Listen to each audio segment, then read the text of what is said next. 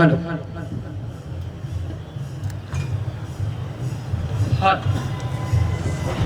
હાલો હાલો 9મી August વિશ્વ આદિવાસી દિવસ નિમિત્તે આ સભાનું તેમજ રેલીનું જેમને આયોજન કર્યું છે એવા ક્રાંતિ યોદ્ધા યુવાનો વડીલો તેમજ માતા બહેનો અને સાથે સાથે અહીં ઉપસ્થિત પોલીસ મિત્રો મીડિયા કર્મી તેમજ આઈબી રિપોર્ટના કર્મચારીઓને મારા જય જોહાર જય આદિવાસી।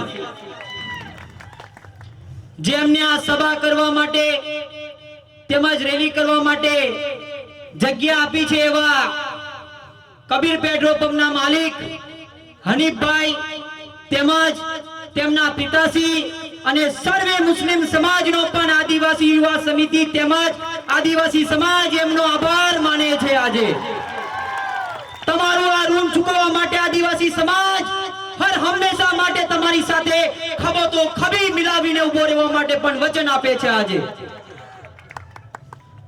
આજે આઝાદીને 78 વર્ષ થઈ ગયા છતાં પણ આજે મારો આદિવાસી સમાજ પોતાના હક અને અધિકાર માટે લડી રહ્યો છે।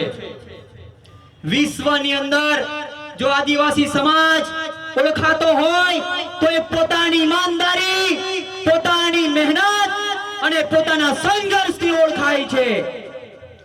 મિત્રો, સાદી અને સરળ ભાષાની અંદર જો આપણે આદિવાસીને ઓળખવો હોય તો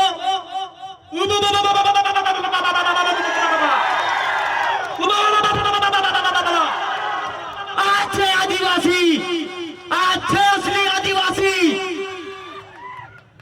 આ ઉભું એટલે આ દેશનો મૂળ માલિક, આ દેશનો રાજા, આપના દેશમાં આપનું રાજ, આપના ગામમાં આપનું રાજ।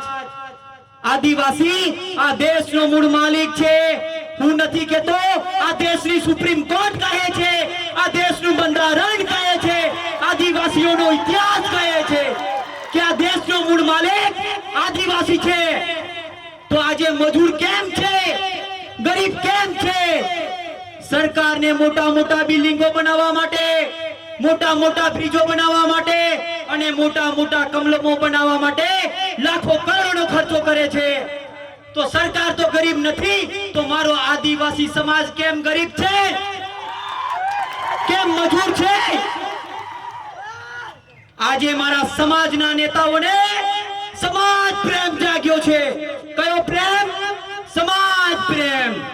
તો સમાજના નેતાઓને આજે મારો એક સવાલ છે,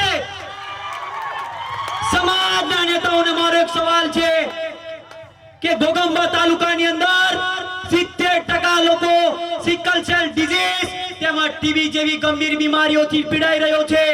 તો તેમની જાગૃતતા અને તેમના આરોગ્યના સુવિધા માટે તમે આજે કેમ ચૂપ છો?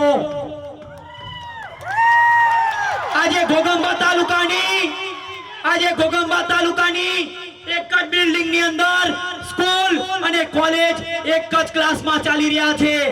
તો આજે મારો સમાજનો નેતા કેમ ચૂપ છે? ત્યાં કેમ ચૂપ છે? હાલોલ તાલુકાની અંદર મારા સમાજના કેટલાક લોકોના ઘર તોડી પાડવામાં આવ્યા। સાચી વાત કે ખોટી વાત? તો આજે કેમ ચૂપ છો? આજે મારી બેન સાથે અન્યાય થઈ રહ્યો છે। સાચી વાત કે ખોટી વાત? તો કેમ ચૂપ છો? આજે આપણા સમાજના નેતાઓને આ બધી વાતથી સમાજની કોઈ ચિંતા નથી મિત્રો, કોઈ ચિંતા નથી। એમને પોતાની પાર્ટીની અંદર એમની ટિકિટની ચિંતા છે। સાની?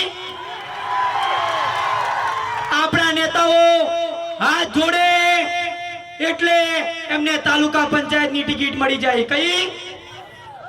અને પગે પડે એટલે જિલ્લા પંચાયતની ટિકિટ મળે અને ઊંધા પડીને દંડવત પ્રણામ કરે એટલે ધારાસભ્યની ટિકિટ મળી જાય છે। આ મંચ પરથી એવા નેતાઓને કહેવા માંગુ છું કે આજે મારો યુવાન જાગૃત થયો છે, બંધારણ જાણતો થયો છે અને ચૈતરભાઈ ચૈતરભાઈ વસાવા જેવાની ક્રાંતિની વિચારથી ચાલી રહ્યો છે. કઈ ક્રાંતિ?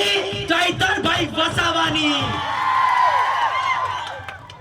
સાથીઓ, આદિવાસી સમાજનો દીકરો, આપણો ભાઈ ચૈતરભાઈ વસાવા આજે આદિવાસી સમાજના હક અધિકાર માટે લડે છે કે નથી લડતો? આજે આપણા ભવિષ્ય, આપણા બાળકના ભવિષ્યની ચિંતા કરી છે કે નથી કરી? યુવાનના રોજગારોની ચિંતા કરી છે કે નથી કરી? ખોટી રીતે એમને જેલની અંદર ફસાવવામાં આવ્યા છે. કેમ? એમને નેતાઓના ભ્રષ્ટાચારને ઉજાગર કર્યો છે કે નથી કર્યો? આજે 307/109 જેવી ખોટી કલમ. અરે સાહેબ, બતાવો મને, ગ્લાસથી કોઈ માણસ મરી જાય? કોઈ મરી જાય?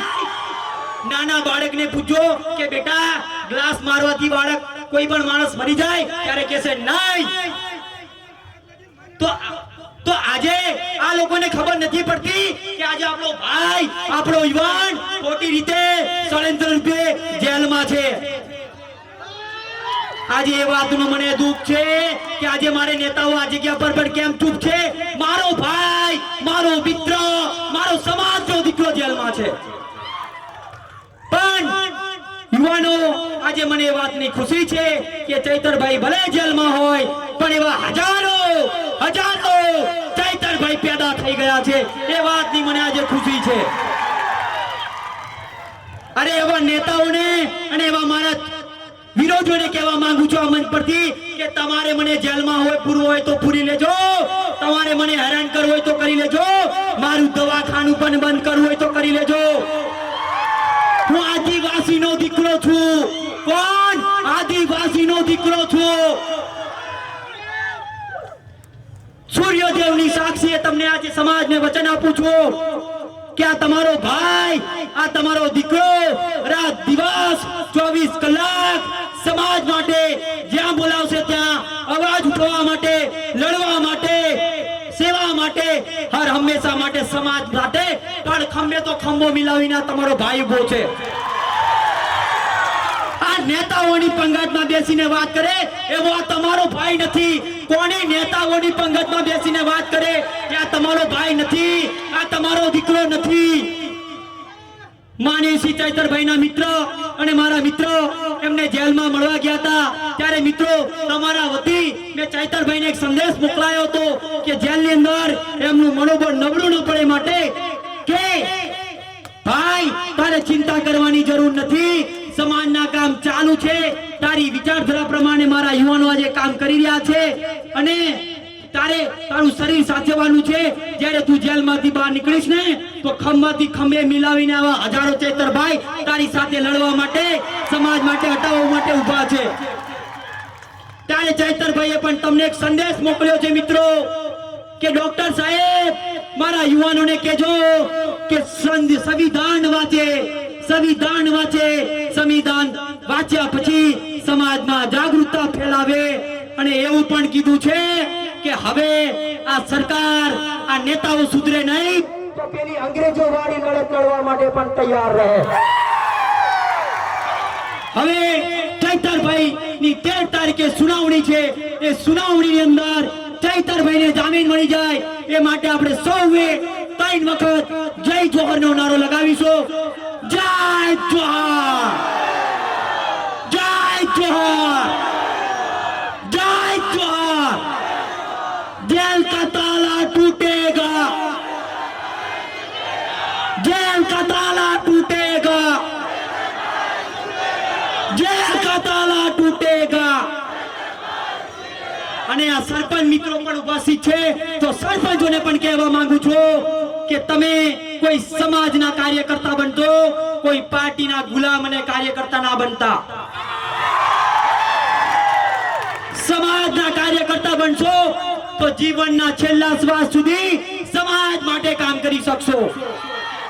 અને કોઈ પાર્ટીના ગુલામ રહ્યા ને તો તમારું જરૂર હશે ત્યાં સુધી તમારી પાર્ટી ઉપયોગ કરશે તમને અને પછી છેલ્લા પેલા ટેબલો અને પાણી પીવડાવવા માટે રાખશે. યાદ રાખજો. બસ આવ સૌએ મને વધાવ્યો એ બદલ હું ખુશી છું, આ સમાજનો ઋણી છું અને હર હંમેશા માટે આ સમાજ માટે રાત દિવસ ઉભા રહેવા માટે હું વચન આપું છું. જય જોહાર, જય આદિવાસી. હવે વિજયભાઈ જ્યાં આવે ત્યાંથી આવી જાય તે પૂર્વે દિલીપ માસ્તરને વિનંતી કરું